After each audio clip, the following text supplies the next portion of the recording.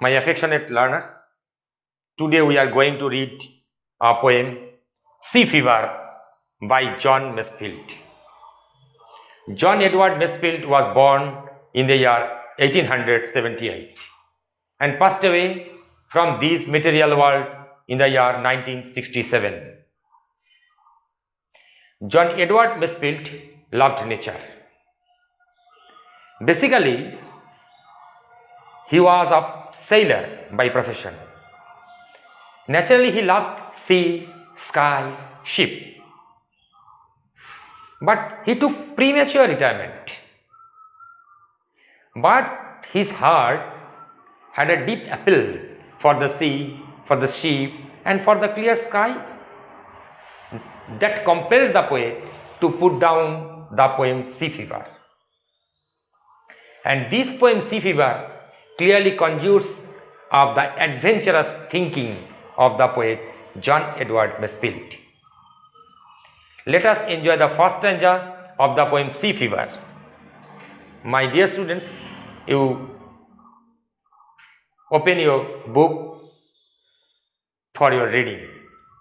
I must go down to the seas again, to the lonely sea and the sky, and all I ask is a tall ship and a star to steer her by, and the wheels kick and the wind song and the white sails shaking, and a grey mist on the sea's face, and a grey dawn breaking. Now come to understand the first line. The poet speaks, I must go down to the seas again. Why does the poet want to go down to the seas again? The poet wants to go down to the seas again to enjoy the natural beauty. He would enjoy a sea voice. He would accomplish his sea voice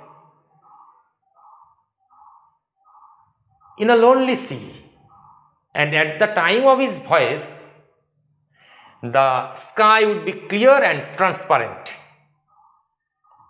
That's why the poet wants to have a lonely sea and the lonely sky. The poet speaks, and all I ask is a tall ship. In order to complete his journey, he needs a ship. What type of ship? Tall ship. A strongly built ship and tall one. Why? A tall and strongly built ship can easily resist the bad weather, stormy weather, hostile weather. That's why the poet wants to have tall ship in his journey, in his sea voice, and a star to steer her by. Here the poet wants to have a star, a bright star, because under the proper direction of the star, he would conduct his journey. The star would act as his guide in the sea voyage, and during sea voyage, the poet wants to enjoy wheel's kick. That is, the ship's steering wheel spinning out of control.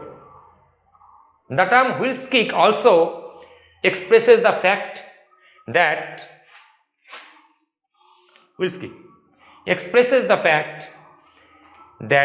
the ship is running on a turbulent sea. The poet also wants to enjoy wind's song, the song of the wind, melody of the wind, and the white sails shaking. You know, sail. Sail is a piece of cloth. A piece of cloth used on a ship in order to keep the ship's movement forward. The poet speaks of a grey mist on the sea's face and a grey dawn breaking. The poet wants to start his journey at daybreak. What type of daybreak? At the time of day breaking, the sea's face, that is the upper surface of the sea, would be covered by mist. Grey mist, that is ash color mist, the poet speaks of here. So through this stanza, that is the first stanza of the poem Sea Fever, the poet conjures up a beautiful picture of the seaside at daybreak.